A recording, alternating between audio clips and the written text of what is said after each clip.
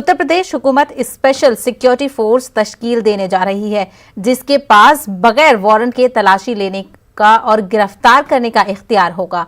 जराये के मुताबिक additional chief secretary Avinash Kumar Awasthi ने डायरेक्टर जनरल ऑफ पुलिस को इस हवाले से 3 दिनों के अंदर रहनुमा खतूत वाजे करने की हिदायत दी है। हुकूमत स्पेशल सिक्योरिटी फोर्स में पहले मरहले में तकरीबन 10,000 अहलकारों की तकर्रुरी करेगी।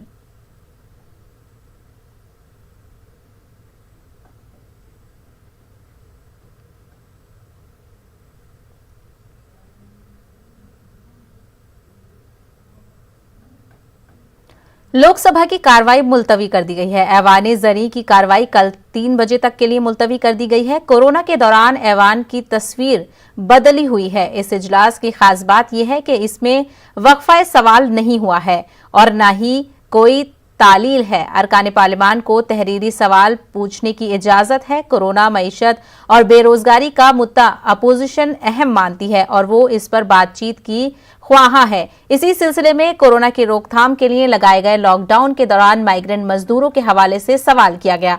अपोजिशन ने दरियाफ्त किया है कि लॉकडाउन के दौरान कितने माइग्रेंट मजदूरों की जान गई है। इस पर मरकज ने जवाब दिया है कि उसके पास कोई भी डेटा मौजूद नहीं है।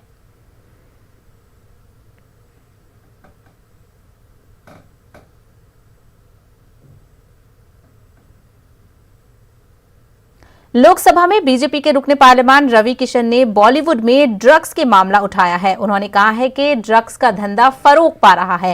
उन्होंने मजीद कहा कि इसके पीछे पड़ोसी मुल्कों की साजिश है। वो हमारी नौजवान नस्ल को बर्बाद करना चाहते हैं। रवि किशन ने हुकूमत से इस सिलसिले में सख्त कार्रवाई करने का मुतालबा किया है।